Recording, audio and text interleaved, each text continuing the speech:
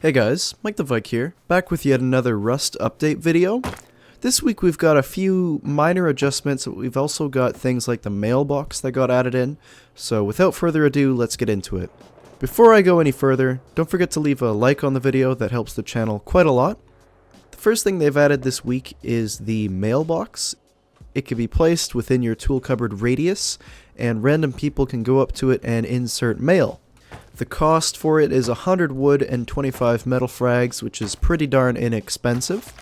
So I've went ahead and removed my TC access on this base, so I'm just a random stranger, and this is what I would see on the box.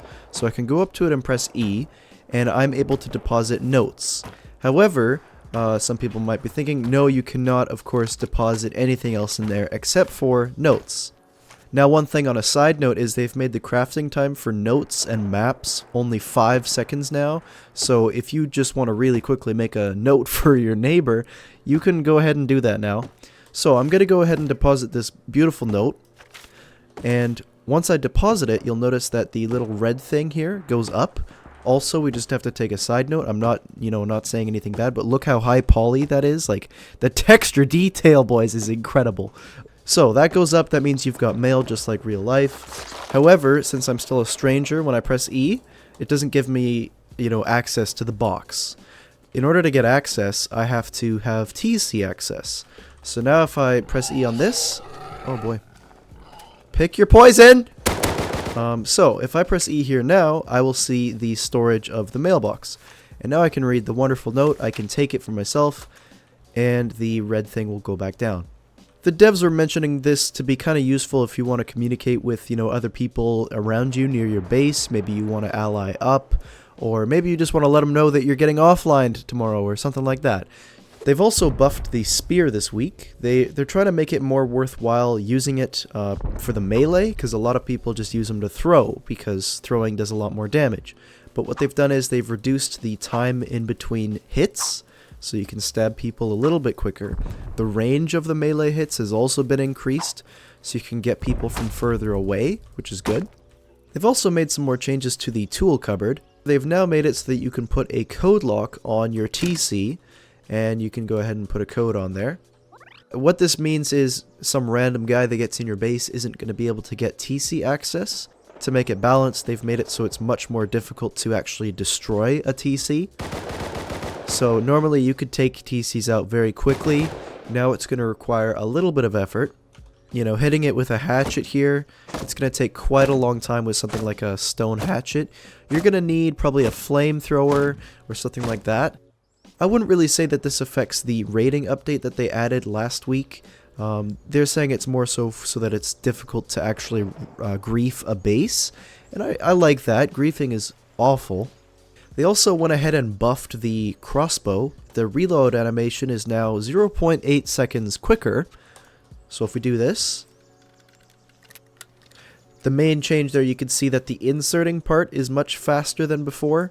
No change in this department, of course. I mean, I'm hacking right now, but it's just the reload. I think it's a good change because not a whole lot of people use the crossbow, so this should help. The next thing they've changed is they added a metal tip to the high velocity arrow. They haven't changed any damage stats on it, so it's not really worth using. But apparently this is for some future stuff where there's going to be more variety of arrows, so that's cool. They've also reduced the fire rate on the semi-auto and the pistol. They're saying you wouldn't really notice this as a regular player, but honestly it feels a lot slower. Here's me spamming as quickly as I can.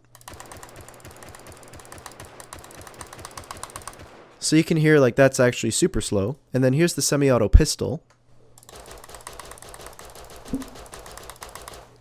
I would definitely say it's a lot slower. Now, they have not made this change on the M92. So you can hear this, which is still stupidly OP, but whatever.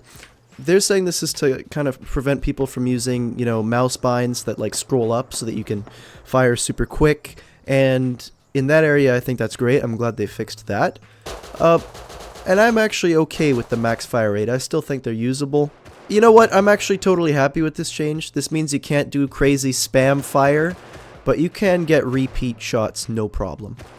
They've also made some changes to the auto turret. Apparently it was affecting server performance quite a bit whenever it was looking for new players to shoot at. This was especially noticeable since last wipe, because a lot of people are using turrets now like crazy. They've also added a water jug animation. You can see it here. Do it again. Nice little nifty animation. They've also buffed the Riot Helmet to block 80% of all melee damage, at least to the head, of course. Before, apparently, this wasn't actually in the game. It did the same protection as a bucket helmet. This was not intentional. So this is probably going to be like a good choice if you're trying to kill a whole bunch of nakeds trying to get you. So I like this change. I think it's going to make it more worth using in certain situations. Hammers can now be used to pick up things like ladders, embrasures, or metal bars on your windows. You just have to have a hammer out, and you have to, of course, have TC access. When you do that, you could go up and press E, and you can very quickly pick these things up, including ladders. So I think this helps with dealing with, you know, a whole bunch of ladders around your base. It'll be slightly less annoying. Flamethrowers can now damage AI, such as bears and stuff. I'm going to go ahead and demonstrate this live on camera.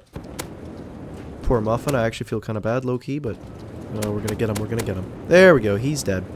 You know, slightly cruel, but it's all good. And yes, that was a voice crack. I'm sorry, I'm sick, okay? This is kind of random, but it's actually really nice for me. They've made it so that voice chat in-game now has its own slider. So if you've got some 8-year-old child screaming at your door, you can now just mute them, which is quite helpful. I believe that's everything this week in the Rust update. However, they're making some progress on the Rocket Factory monument. It's looking quite good. Here's a look at the rocket itself. It's not complete yet, but it's pretty darn close, I would say. I guess we won't see this thing for a while. It's probably going to be in the June wipe, I guess. So we've got a long ways to go.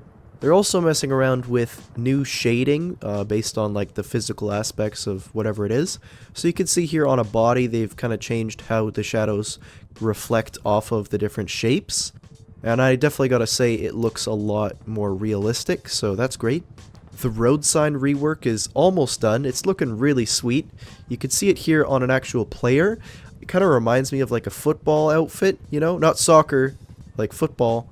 Like really beefy shoulders and stuff. Looks good though, I like it. And then here's some concept art for the drop box. This is intended for random players to be able to deposit items into your base, or at least your entrance. I think this is interesting, you know. I didn't really understand the use for it before, but this is kind of cool. They're also making some progress on gestures. It's not in the game yet, of course, but we've got a whole bunch of variations in there, waving, pointing somewhere. There's a whole bunch of the usual suspects, you know how it is, surrendering, etc. Looks good to me. Of course, this is a great feature to have in the game. It just adds kind of another layer of communication. But that's pretty much everything for this week's Rust update. Overall, definitely not too shabby. I'm sure some people might be upset that they didn't make any changes to the Twig update. In fact, they didn't actually mention it at all, which is very interesting. Anyways, that's all I got for this week. Don't forget to subscribe. I'm going to try to do these Rust updates all the time, as well as plenty other videos. Thanks for watching, and I'll see you in the next video.